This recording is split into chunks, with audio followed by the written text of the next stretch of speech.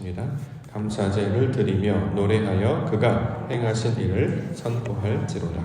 아멘. 시편 107편 10절부터 22절까지 본문입니다. 여호와의 인자하심과 기적으로 말미암아 찬송할지로다. 여호와의 인자하심과 기적으로 말미암아 찬송할지로다 라고 하는 말씀의 제목입니다. 어저께 이어서 107편 우리 두 번째 단락을 만났는데요. 오늘 본문에서는 여호와께서 인생들에게 행하신 일들에 대하여 증거하고 있습니다. 21절 나와 있습니다. 21절 말씀. 여호와의 인자하심과 인생에게 행하신 기적으로 말미암아 그를 찬송할지로다. 자, 인생에게 행하셨다 이렇게 얘기하는데요. 인생이라고 번역된 단어의 원어를 살펴보시면 사람의 아들로 기록이 되어 있습니다. 자, 모든 인생들을 가리키는 말이라기보다 하나님의 사람으로 부름을 받은 자들, 사람의 아들, 자, 하나님의 형상을 담게 하시기 위하여 주님께서 부르신 자들, 자, 이들에게 주시는 말씀으로 우리가 이 말씀들을 먼저 받을 수 있을 것입니다. 성경의 비유에 따르면 이스라엘 백성들이 바로 거기에 해당하는 이 자가 되겠고, 우리들에게 적용을 하면 바로 저와 여러분들이 바로 여기에 해당하는 말씀들이 될 것입니다. 하나님께서 우리들에게, 하나님의 백성들에게 하신 일이 이런 것이다. 자, 이렇게 지금 증거하고 있는 것이죠. 본문에서 그러면 사람의 아들들에게 행하시는 일, 그것은 무엇이었느냐? 인자하심과 기적이었다. 이렇게 이야기합니다. 인자하심, 헤세드라는 말이죠. 은혜라고 보통 번역을 하고 우리가 받고 있는 단어입니다. 또 하나의 단어가 이제 기적이라는 말 썼는데요. 개역 한글판을 보시면 기이한 일 이렇게 이제 번역하기도 했습니다. 성경에서 말하는 기적은 신기하고 놀라운 일, 물론 그걸 가리키고 있는 말인데, 성경에서 말하는 기적은 우리의 욕망을 이루는 어떤 특별한 사건이나 어떤 물질이 생기는 것이라기보다는 하나님을 닮게 하는 것, 보이지 아니하는 하나님, 영이신 하나님을 우리가 알고 깨닫고 그 모습을 닮아가는 것으로 바뀌는 일, 즉 사람이 변화되는 것, 사람이 하나님의 사람으로 변화되는 것을 기적이다 이렇게 이야기하죠. 우리가 이제 사람의 아들로 부르심을 받았으나 나중에 우리가 하나님의 아들이 되지 않습니까? 자, 이 모든 과정을 기적이다 이렇게 말씀하고 있는 것입니다. 그러면 헤세드, 인자하심이라는 단어와 기적이라는 단어를 우리 식대로 이제 해석해서 적용하면 하나님을 알게 하시는 일, 하나님을 닮게 하시는 일, 이게 우리 하나님께서 우리들에게 베푸시는 일임을 성경은 증거하고 있습니다. 따라서 이것이 구원의 내용이기 때문에 우리가 감사해야 하는 것이다 이렇게 지금 성경은 증거하고 있는 것이죠. 사도 바울도 골로새 교회를 향하여 전하는 편지글에 자, 이런 것들을 구하고 감사하라 이렇게 이야기했죠. 골로새서 1장 9절과 10절에 이로써 우리도 듣던 날부터 너희를 위하여 기도하기를 그치지 아니하고 구하노니 너희로 하여금 모든 신령한 지혜와 총명에 하나님의 뜻을 아는 것으로 채우게 하시고 죽기 합당하게 행하여 범사에 기쁘시게 하고 모든 선한 일에 열매를 맺게 하시며 하나님을 아는 것에 자라게 하시고, 자, 하나님의 뜻을 채우는 것, 하나님을 아는 것, 이게 바로 성도가 구해야 될 감사의 주제, 또 신앙의 내용이 된다라는 것이죠. 오늘도 우리에게 허락하신 한 날, 이 모든 날을 통해서 우리가 구해야 될 그 목적은 세상의 것이 있는 것이 아니라 오직 하나님의 것을 구하는 자들이 되어야 될 것입니다. 하나님의 것, 다시 말해 하나님 그 자체를 바라고 소망하고 그가 가르쳐 주신 말씀을 통해 하나님을 아는 것, 자, 이것들로 채워갈 때에 영원한 생명을 얻으시며 살아가실 수 있는 성도와 교회가 될 줄 믿습니다. 2022년도 마지막을 우리가 보내고 있는데요. 또 2023년을 또 새롭게 맞이하고 있습니다. 무엇이 우리의 기도의 주제가 되고 내용이 되어야 되는가? 하나님을 알게 하여 주시옵소서, 하나님을 닮게 하여 주시옵소서, 이렇게 간구하며 기도 가운데 나아가시는 우리 믿음의 성도님들과 주의 교회가 되기를 소망합니다. 자, 본문의 내용을 살펴보고자 하는데요. 하나님께서 말씀하시는 구원 어떤 것인지 설명하고 있습니다. 13절부터 보겠습니다. 16절까지. 이에 그들이 그 환난 중에 여호와께 부르짖음에 그들의 고통에서 구원하시되 흑암과 사망의 그늘에서 인도하여 내시고 그들의 얼거맨 줄을 끊으셨도다. 여호와의 인자하심과 인생에게 행하신 기적으로 말미암아 그를 찬송할지로다. 그가 눈물을 깨뜨리시며 쇠 빗장을 꺾으셨음이로다. 자, 인생들이 환난 중에 있었고 고통 중에 있었습니다. 그 환난과 고통이 구체적으로 무엇이었는가는 흑암, 사망의 그늘이라고 이제 묘사를 하고 있네요. 그렇죠? 10절에도 사람이 흑암과 사망의 그늘에 앉으며 곤고와 쇠사슬에 매어 있었다. 자, 흑암의 상태, 사망의 그늘에 있는 상태, 그늘에 앉아서 곤고와 쇠사슬에 매어 있는 상태, 이게 바로 인생들이 겪게 되는 혼란과 고통이다라는 거죠. 자, 여기서부터 구원하는 분이 하나님이시다 이렇게 이야기합니다. 그러면 흑암의 상태라고 하는 게 도대체 어떤 것인가? 사망의 그늘이 앉아있다라고 하는 것은 어떤 내용인가를 우리가 이해할 수 있어야 할 것입니다. 성경에서 흑암, 창세기 1장 2절에 보면 땅이 혼돈하고 공허하며 흑암과 깊음 가운데 있었다라고 말할 때 말하는 흑암입니다. 출애굽기의 10가지 재앙 중에서 9번째, 흑암으로 온 땅이 덮여져 있는 상태, 이게 이제 흑암이고 사망의 그늘이지요. 자, 흑암, 어둠의 상태라는 거잖아요.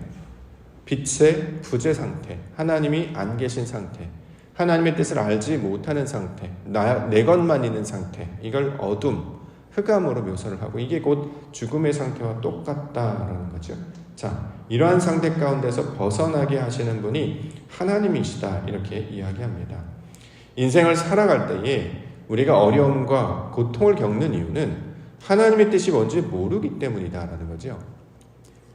특별한 혼란과 고통, 우리가 이제 각자 처해 있는 처지가 다 다르고 상황이 다르기 때문에 서로 간에 힘들게 여기는 어떤 상황이나 그 내용이 다 다를 텐데 중요한 것은 왜 이런 일이 내게 일어난지를 알지 못하기 때문에 고통스러운 거잖아요. 사실 자체는, 객관적 사실 자체는 우리가 감당할 만합니다. 정신도 있고 힘도 있고 숨도 붙어 있기 때문에 감당할 만해요. 또 우리가 때가 되면 배가 고파서 밥을 먹기도 하고 또 필요한 것은 움직이기도 하기 때문에 우리가 말로는 죽겠다 하지만 그럭저럭 버텨갑니다. 근데 중요한 것은 어떤 상황 가운데서도 이 상황이 왜 일어나는지 또 우리가 어떻게 이것을 이해하고 받아들여야 되는지를 알지 못할 때 이것이 고난, 환난의 내용으로 설명하고 있는 것이죠. 그래서 이 일이 왜 일어나는지의 뜻을 알기 위해서 사람들을 만나기도 하고 세상의 교훈들을 찾고 구하기도 합니다. 근데 문제는 세상도 어둠 가운데 있기 때문에 서로를 알아볼 수 없다라는 거예요. 어둠을 극복할 수 있는 유일한 힘은 빛밖에 없다라는 거죠. 빛이 임해야, 하나님께 임해야 이 문제의 그 내용을 해결할 수 있게 됩니다. 자, 이러한 흑암과 사망의 그늘로부터 인도하시는 분, 구원하시는 분, 성경은 그분이 바로 여호와 하나님이시다 이렇게 얘기하죠.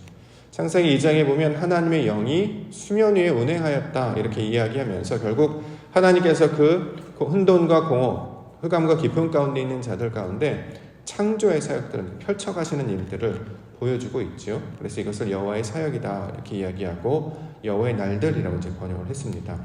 우리가 인생을 살아갈 때에 하나님의 뜻을 잘 알지 못하는 상태였습니다. 그래서 어려워하고 힘들어하고 고통스러워하는데 성경은 분명 그것들을 알게 하시는 분이 여호와 하나님이시다 이렇게 이야기합니다. 16절에 보면 눈문을 깨뜨리시고 쇠 빗장을 꺾으셨다 이렇게 이야기해요. 주석서라든가 이제 해설서를 보면 이제 바벨론 성문을 이제 가리키는 말로 비유를 하고 있는데 그건 한 이제 은유요, 비유요, 상징에 불과한 것이죠. 여기서 말하는 눈문, 또 여기서 말하는 쇠빗장이라고 하는 것은 결국 우리의 마음의 문을 가리키고 있는 말입니다. 우리가 마음의 문을 걸어 잠그잖아요. 그래서 아무것도 받아들이지 않습니다. 외부의 것도 받아들이지 않고 하나님의 것도 받아들이지 않죠. 하나님께서 늘 우리 가운데 찾아오시고 함께 하시기 위하여 우리 문을 두드리시고 우리를 깨우시는데 우리는 미동도 하지 아니하고 깨닫지 아니하고 눈을 가리고 귀를 막고 자기가 만들어놓은 자기 성에 갇혀서 혼자 살고 있는 것이죠. 마치 에녹성에 하는 것처럼 자 이것은 이제 바벨론으로 확장하여서 묘사하고 있는 것뿐입니다. 근데 놀랍게도 이 쇠빗장과 같은 마음, 눈먼과 같은 마음이 언제 부서지느냐? 하나님의 영, 아버지의 말씀, 진리의 빛이 임하게 되면 이것들이 깨뜨려지게 되고 꺾게 되는 역사를 경험하게 된다는 거죠. 자, 이것을 구원으로 성경은 이야기하고 있습니다. 우리가 어려움과 혼란 가운데 있을 때 극복해야 되는 것은 어려운 문제를 해결하려고 하는 문제 해결이 아니고 우리의 마음에 그 굳어졌던 마음처럼 나타났던 이 마음들이 부서져야 합니다. 이게 완전히 새로운 것들로 바뀌어져야 된다는 거죠. 그래서 문이 열려서 우리를 가로막고 있던 모든 것들이 다 부서져서 하나님의 뜻으로 우리가 체험을 받아야 이게 바로 구원의 내용이 된다라는 것을 가리키고 있습니다. 삶이 어렵고 힘들기 때문에 우리로 여기에 보면 지존자의 뜻을 하나님의 말씀을 거역하며 11절에 보면 말씀을 거역하며 지존자의 뜻을 멸시하기 때문에 따라서 고통을 주었다. 그래서 마음을 겸손하게 하셨다라는 거잖아요. 우리가 언제 마음이 낮아지냐면 우리가 감당할 수 없는 외부 힘이 더 클 때, 이걸 우리가 핸들링할 수 있고 통제할 수 있으면 마음이 흔들리지 않죠. 근데 우리가 통제할 수 없게 돼요. 너무나 큰 힘이 우리를 압박해오면 거기에 이제 두 손들과 이제 손 들고 나오게 되는 건 아니겠습니까? 자, 그러면 정말 손 들고 항복해야 된다는 거예요. 하나님께 항복하고 상황에 우리에 맞춰서. 그러면 내가 원래 가지고 있었던 철옹성과 같았던 이것만은 바뀌지 않아. 내가 가졌던 어떤 나만의 철학, 나만의 어떤 다짐, 나만의 어떤 의지, 이런 것들이 있는데 이게 부서져야 된다, 이렇게 이야기하고 있습니다. 자, 이것들을 깨뜨리며 나아갈 때 하나님의 뜻을 깨닫게 되는 길로 인도해 가실 것입니다. 죄악의 길에서 이제 설명하고 있는 17절, 18절. 미련한 자들은 그들의 죄악의 길을 따르고 그들의 악을 범하기 때문에 고난을 받아 그들은 그들의 모든 음식물을 싫어하게 되어 사망의 문에 이르렀도다. 처음에는 이게 이제 생명의 길, 생명의 문이 될 줄 알고 쫓아갔죠. 왜냐하면 자신의 욕망에 따라 나아갔기 때문입니다. 하나님의 말씀을 마음 가운데 중심에 두지 아니하고 세상에서 말하는 교훈들을 쫓아갔기 때문에 결국 바벨론이라고 하는 곳까지 끌려가게 된다라는 것이죠. 결국 죄악의 길을 따랐기 때문에 하나님의 빛을 따르는 것이 아니라 자신의 정욕과 욕망을 따랐기 때문에 이게 악의 상태가 된다라는 거예요. 그러면 이제 나중에 어떻게 하나님께서 이것을 변화시키시냐면 하나님의 도우심과 역사하심으로 말미암아 자기가 감당했던 모든 것들을 싫어하게 하신다는 모습을 이제 그 다음에 나오는 구절, 모든 음식물을 싫어하게 되었다, 이렇게 이야기합니다. 이제 음식을 거부하다라는 개념으로 이제 설명했는데 사실은 여기서 이제 금식의 개념이 여기서 나왔죠. 금식. 음식을 먹지 않는다라는 것이라기보다는 자신이 해왔던 방식들을 거절하는 것을 가리키고 있는 말입니다. 자, 이전에는 내가 했던 것이 옳다고 믿었어요. 그래서 늘 이걸 붙잡고 있었죠. 그래서 이게 대표적인 것이 이제 습관, 이런 게 나죠. 자기의 육신의 본성의 쾌락과 즐거움과 만족을 위해서 자연스럽게 따라가는 반응. 이게 이제 보통 본성이지 않습니까? 근데 하나님의 뜻을 쫓아가다 보면 내가 원래 행했던 것들을 거부하기 시작해요. 원래는 이것이 싫어한다는 생각조차 하지 않았는데 말씀의 빛을 비추어 보니까 하나님의 뜻을 따라 보니까 내 뜻이 잘못되어 있음을 발견하게 되는 거예요. 대표적인 증거가 사도 바울이 자기가 가지고 있었던 모든 지식을 배설물로 여긴다, 이렇게 얘기하잖아요. 가장 고상한 지식이 바로 그리스도를 아는 것, 예수 그리스도를 아는 것이다, 이렇게 말하고 있는 것이기 때문에 이전에 쌓았던 어떤 혈통, 나만의 열심, 나의 지식, 내가 어떤 가지고 있던 경험들, 자신의 방식들로 이해했던 것들을 거부하게 되는 것, 그래서 사망의 문으로 나아가게 하는 것, 이것이 하나님의 구원에 관한 과정이다, 이렇게 이야기합니다. 이 과정이 있어야 사람이 놀랍게도 변화됩니다. 내 것이 옳다, 여기가 좋다, 이러면 변화가 나타나지 않는데 하나님의 것을 받아들이고 깨달을 때마다 나의 생각에서 벗어나 하나님의 뜻이 무엇인지를 찾게 되기 때문에 변화와 성장의 과정으로 가르쳐주고 있는 것이죠. 이미 다 안 사람들은 더 이상 들을 필요가 없지 않습니까? 그래서 다른 사람의 이야기를 듣지 않는 것처럼. 그러나 내가 가진 지식이 늘 부족하고 잘못된 것임을 깨닫는 자는 방향을 조정하려고 하고 옳은 길을 찾으려고 하고 지식을 구하려고 하기 때문에 하나님의 뜻을 받게 된다. 자, 이것들을 가리키고 있는 말입니다. 자, 왜 이런 일이 일어나느냐? 하나님께서 구원하시는데요, 말씀을 보내셨다, 이렇게 이야기합니다. 19절 20절. 이에 그들이 그들의 고통 때문에 여호와께 부르짖음에 그가 그들의 고통에서 그것들을 구원하시되 그가 그의 말씀을 보내어 그들을 고치시고 위험한 지경에서 건지시는도다. 자, 하나님께서 고치시다, 이게 여호와 라파의 뜻이죠. 성경에서 말하는 고치다의 말은 말씀으로 온전케 되다라는 거예요. 질병이나 바이러스로부터 극복되는 것이 아니고 하나님을 알지 못했던 상태에서 하나님의 말씀으로 채우게 되니까, 빛으로, 진리로, 생명으로 채우게 되니까 사람이 온전해지잖아요. 하나님의 형상을 닮은 자로 성장과 성숙하게 됩니다. 이걸 고치다의 개념으로 설명하고 있죠. 자, 그 고치는 과정으로 주시는 것이 말씀을 보내신다, 이렇게 이야기합니다. 이스라엘에게는 모세라고 하는 인물을 보내셨고 그 모세를 통해 전달하는 하나님의 율법, 말씀을 보내서 그들을 온전케 해주셨습니다. 신약에서는 예수 그리스도를 보내주셨죠. 말씀을 보내주셨죠. 결국 말씀이 사람을 고치게 되며 온전케 되는 궁극적인 하나님의 인자하심과 기적이라는 거예요. 우리가 깨달아야 되는 것이 하나님의 말씀 아니겠습니까? 말씀을 지식적인 접근으로, 이게 정보적인 접근으로 내가 몰랐던 것, 어떤 지식으로 갖고 있다라는 그런 개념이라기보다 세상을 통해, 상황을 통해 역사하시는 하나님의 뜻을 찾는 것을 하나님의 말씀, 그가 보내신 말씀, 이렇게 이야기하는 거죠. 말씀을 보내셨다면 그 가운데 담겨진 의도가 담겨져 있을 건 아니겠습니까? 자, 이것을 깨닫게 해주셔서 이게 바로 이렇게 하시려고 하나님이 행하셨구나를 알게 되면 사람이 평강하게 되고 평온하게 되고 자유하게 되고 안식하게 된다라는 것이죠. 지금 우리에게 만나는 상황이 어둠의 상황, 힘든 상황, 고난의 상황인데 하나님께서 예배를 통해서 말씀을 주시고 예수 그리스도를 통해서 그 뜻을 알려주세요. 자, 상황을 통해서 우리에게 보게 하시는 것은 이 상황 이면에 하나님의 뜻이 담겨져 있음을 깨닫고 우리를 바꾸고 우리를 새롭게 하시려는 하나님의 뜻이 있는 것이구나. 그럼 기존에 자기가 가지고 있었던 생각들을 다시 재점검해 보아야 되겠죠. 내 뜻이 맞는 것인가? 내 방법이 맞는 것인가? 혹은 하나님께서 기뻐하시지 않는 것이 아닐까? 그러면 내 생각들을 내려놓고 내 방법들을 내려놓고 내가 가지고 쌓았던 것들을 다 부서뜨리고 하나님의 말씀을 온전히 받을 때에 하나님께서 말씀하시는 인자하심과 기적을 경험해야 될 것이다. 자, 이렇게 말씀하고 있는 것입니다. 우리 가운데 예수님을 보내주셔서 하나님의 뜻을 증거하게 해주시고 그 말씀 듣게 해주셨습니다. 그래서 나타난 현상은 뭐냐면 내가 충격을 받아 놀라게 되었다는 거죠. 이게 바로 이런 것이구나. 이걸 다른 말로 표현하면 잠자는 상태에서 깨우시는 것과 똑같습니다. 예수님을 보내셔서 우리는 이미 알고 있었다고 했는데 깬 줄 알았는데 여전히 잠자는 상태였고 알고 있었는 줄 알았는데 여전히 어둠의 상태였다라는 거죠.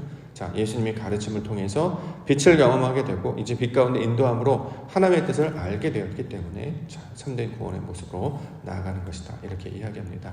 우리의 신앙도 이것이 날마다 일어나는 일이 하나님의 뜻을 깨닫고 찾고 아는 일 아니겠습니까? 우리가 알았다고 한들 과거의 일이 되는 것이고 날마다 주시는 새로운 상황을 통해서 하나님 끊임없이 우리에게 말씀하시고 자신의 뜻을 나타내고 계시는 줄 믿습니다.